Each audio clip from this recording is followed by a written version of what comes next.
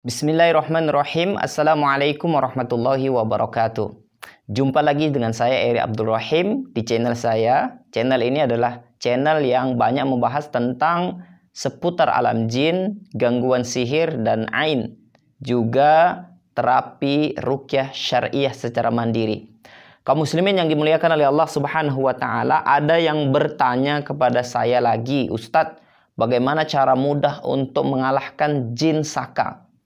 Kan orang banyak memandang bahwa jin keturunan, jin warisan itu adalah jin-jin yang kalangan jin yang kuat, susah untuk disembuhkan.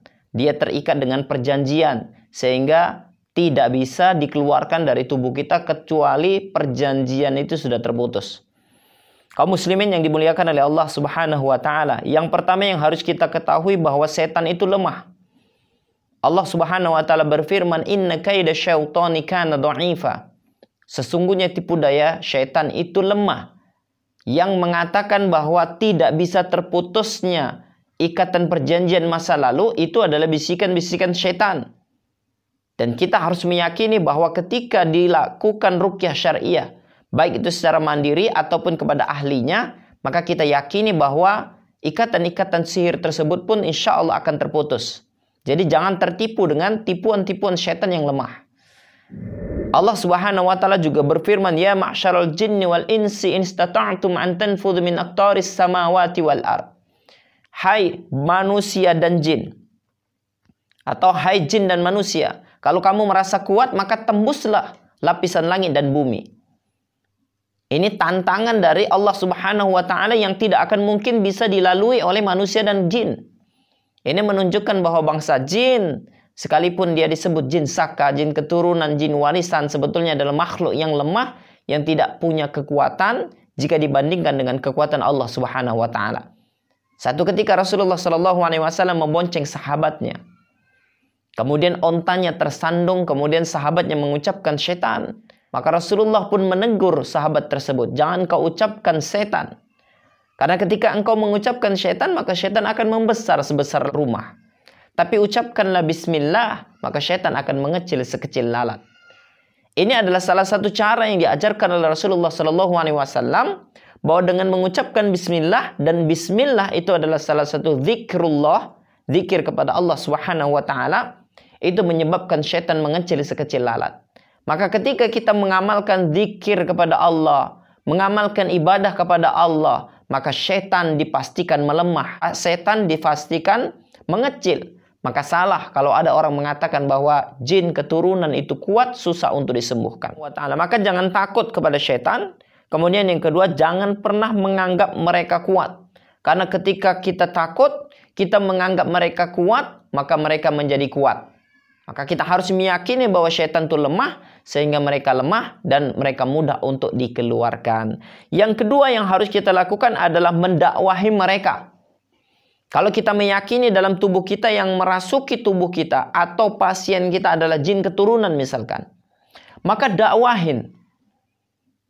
Beritahu kepada jin itu bahwa apa yang mereka lakukan adalah perbuatan zalim. Dan setiap perbuatan zalim akan dibalas oleh Allah Subhanahu wa taala dengan siksa api neraka jahanam. Sampaikan kepada mereka dalam Islam tidak diperbolehkan adanya hubungan antara manusia dengan jin apapun alasannya. Sekalipun dia mengatakan dia terikat dengan perjanjian masa lalu, maka itu sebenarnya adalah perjanjian yang batil. Suruh dia bertaubat kepada Allah Subhanahu wa taala. Kewajiban kita dakwahi mereka, dan kadang-kadang dengan dakwah ini lebih mudah. Saya sudah banyak menangani orang-orang yang terkena gangguan jin keturunan ini yang kemudian sembuh hanya dengan dakwah. Jadi jinnya itu diajak berdialog, kemudian didakwahin, diberitahu kepada dia bahwa perbuatannya ini adalah perbuatan yang salah. Ya. Kemudian kadang-kadang perlu disaiko dia. Bagaimana kalau misalkan keluarga kamu diganggu seperti ini, kamu marah tidak? Ya, tentu mereka akan mengatakan mereka marah. Dan begitulah jika keluarga kita yang diganggu dengan mereka. Seperti itu. Nah, ya. Kemudian berikutnya, dakwah ini harus dilakukan. Kenapa? Karena jin ini punya kewajiban beribadah sama dengan manusia punya kewajiban beribadah juga. Sebagaimana Allah Subhanahu wa taala berfirman, "Wa ma khalaqtul jinna wal insa illa liya'budun." Tidak Allah ciptakan jin dan manusia kecuali untuk mengabdi kepada Allah. Sampaikan ayat ini kepada mereka. Mudah-mudahan Allah memberikan hidayah kepada jin tersebut sehingga dia mau keluar.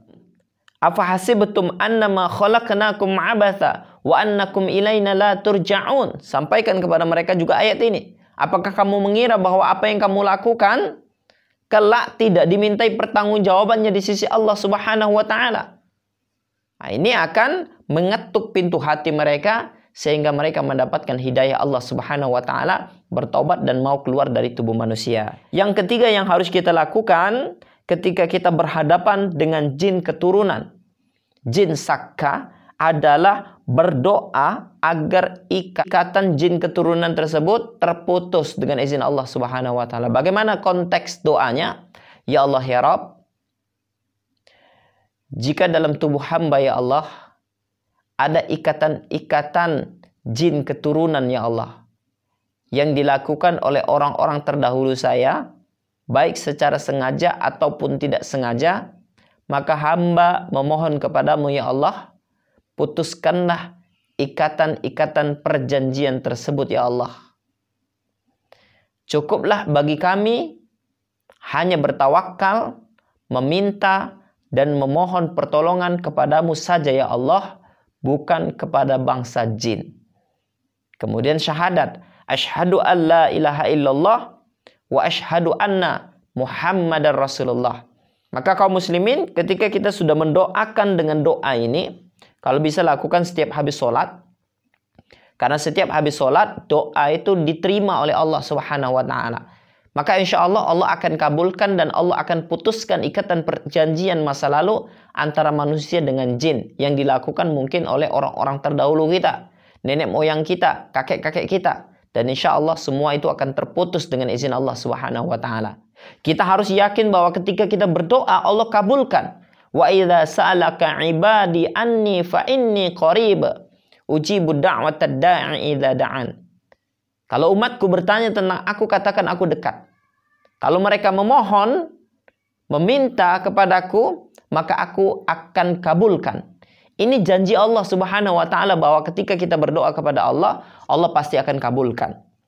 Maka ketika kita sudah berdoa kepada Allah agar ikatan-ikatan yang mengikat jin dalam sebuah perjanjian-perjanjian masa lalu tersebut, kemudian jinnya tidak mau keluar dengan alasan masih terikat, maka jin itu berbohong dan Allah Maha benar atas setiap firman Allah. Sekali lagi saya sampaikan, jangan mau ditipu oleh jin, karena sesungguhnya tipu daya mereka adalah sangat lemah.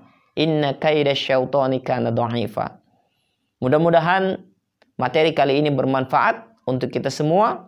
Barakallahu fikum. Assalamualaikum warahmatullahi wabarakatuh.